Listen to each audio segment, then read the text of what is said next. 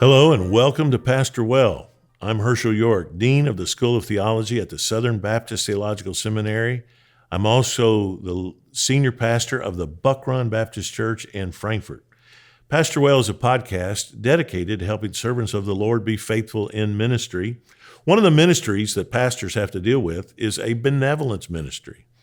What does that look like? How do we do? It's not really an exciting topic, but I will tell you that a benevolence ministry is often the ministry that certain people in your church have the greatest heart for. You dare not ignore it.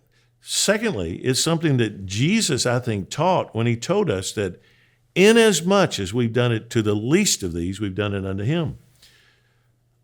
But we all know God's called us primarily to preach the gospel. That's our ministry. It's the gospel. And none of us are really interested in turning our churches into a social ministry. A lot of times a social gospel is all social and not much gospel. We don't want to get out of balance, but we do want to care for hurting people, hungry people, people in need. How does a church do that well and in a balanced fashion? That depends really on where your church is, the kind of traffic you get around your church. So I've pastored 3 churches. The very first church I pastored was right by an interstate. Man, we were literally between the interstate and the courthouse. And between those two things, I just got a lot of traffic of people stopping by the office, either wanting to get married because they got their license at the courthouse or wanting help with gas because they're driving down the interstate or they needed food. Also, your church might be in an inner city area, an area that gets a lot of homeless people, poor people. Depending on where your church is, you might have to deal with this on a daily basis. Any church is going to have some of it, but if your church is in an area where you're encountering a lot of homelessness, a lot of poverty, a lot of traffic, you need to get a handle on it. So at Buck Run, we sort of divide our benevolence ministry up into 2 aspects. One is what I would call the ministry, a benevolence ministry outside of our church. We get calls every day for people who need food. And we're never going to turn away people who need food. We'll give food to anybody. We don't, as a practice, give cash. But if someone calls and said, we've got a family of 5, we don't have groceries, we're going to give them groceries. We're never going to let anybody go hungry. And you might say, yeah, well, they're calling 5 other churches and doing that. Okay. I would rather be fooled by somebody and help someone who didn't really need it than I would to not help the one person who really needs it. Now, if the churches in your community will go in together and come up with a plan where you have one point of clearing those people. In Frankfort, Kentucky, we do this. We have an organization that all of our churches, liberal, conservative, in benevolence ministry, it really doesn't matter. We'll partner with anybody to help hungry people eat. So we have an organization that it serves like a clearinghouse. And so anybody calls one of our churches, we're able to take their information, their phone number, their address, and then we've got a way of checking it with all the other churches to see if this person has indeed gone to every church asking for the same thing. And this way we're able to help those that are truly in need and not help the same person 15 times at 15 different sources. And we cooperate to do that, and that works well. But once we see that, this person really does need the help, our building superintendent every day prepares food boxes. If you come to Buck Run on a weekday, you're going to see sitting by the back door boxes of food with people's names on them, and they've called and said they need food, and they've been told to come pick that up, and we're going to help them. We have a certain budget to help people who need to eat. Our deacons administrate all of our benevolence funds. Our pastors do not do it. This is one of those things we think this is a great ministry for our deacons. And our deacons meetings at Buck Run are often, they talk about the benevolence, how much they have spent that month, who they helped, how much is left in that year's budget. Does the church need to come up with some more money because the needs have been extraordinary?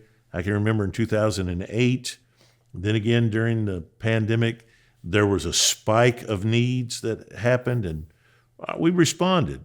We did what we needed to do. But those are, our ministries to people. We really don't see them. We do our best to share the gospel with them. We give them tracts. We try and witness to them to the degree that we can. A lot of times they're just interested in their food and going, and that's okay. The principle that I believe is that it's still good to help people, even if I'm not going to get the opportunity to share the gospel with them. Now, if I can share the gospel with them, that's what I really want to do.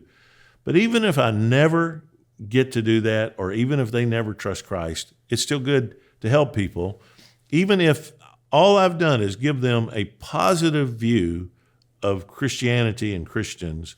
Maybe someone else at some other point is going to get to share the gospel with them, and they go, Christians have been good to me. So that's our benevolence ministry outside of our church. Within our church, though, now we do more, and our deacons administer this as well as our staff and especially our business, our executive pastor. He is really involved in the needs of our members. So let's say that we have a family that's in our church, they're faithful, maybe a single mom, and she can't make her rent that month. Buck Run gets involved in their lives. We find out what their genuine needs are. We don't give money in the hands of people, but we say, give us the address of your landlord. We'll run this check by, or we'll pay your utility bill. If they can't make it, we take that check and go pay their bill. We buy clothes for their kids, depending on what the need is. And sometimes we'll have members that hit a really rough spot. Now, because we're involved in their lives, sometimes we're able to discern whether or not the need is because of their mismanagement. And that happens. There are people, they've got steady jobs, but they're buying lottery tickets, or they're just mismanaging stuff. Then we would ask them to come through our financial training that we offer them. We have people at our church who will take them through classes, teach them how to have a budget, manage their money, and help them balance their checkbook and learn what they need to do to manage the resources that they have. But after we initially help them, and we feel like this is a management issue, if they will not agree to go through our teaching so that we can help them not duplicate the problem, we're probably not going to help them again financially. Our offer will remain open. If you want our help, you've got to accept our teaching. We want to help you not keep getting in this mess. Other times, there really is a crisis, the loss of a job, a single man leaves a woman, and leaves her alone, and she's facing all kinds of crises. We had a single mom a few years ago whose teenage son went to a camp at a university in the summer. It was like a computer camp, and the students were allowed to swim that evening after their classes were done, and somehow, with a lot of people around him, he drowned in that pool. And this single mom did not have the money to bury him. We stepped in and we helped her pay for that funeral. And not only did we comfort her in her grief, but we did what needed to be done. I will tell you, the flip side of that is years later, the Lord blessed her with money, and she helped pay for stuff in our new building. She remembered what we had done for her, and she wanted to bless others by giving. And we see that come full circle, that you cast your bread upon the waters and it comes back to you. But it's a great principle. So our deacons and our financial team at the church helps people in our church. We teach financial principles. We help them balance their checkbooks, manage their money. If they're short and we need to step in and help them for a while, we do that. We ascertain the real need. We help people adopt. There are a lot of financial things. That's all part of our benevolence ministry. But within the church, it looks very different. Within the church, we step into their lives. What's going on? How can we help you long term, not just put a Band-Aid on this issue? And the Lord really, really blesses that. I would encourage you to teach your church to have mercy ministries, to think beyond just, who you are. And again, the more you're in an area where there is a need for a lot of mercy, the more you really need to pay attention to it. To be honest with you, we're at now a point in our culture where churches and pastors who believe a biblical view of sexuality are going to be hated by the community often and will be ridiculed.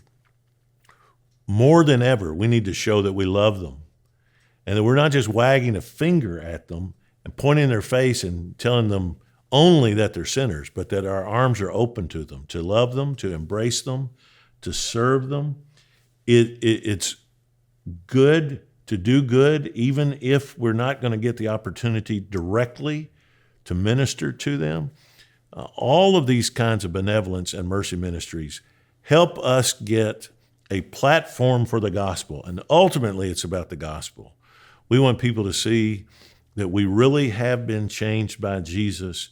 And because we love Jesus, we love them. Because we know Jesus, we want them to know him. And if we can serve them through a benevolence ministry, it's going to help us pastor well.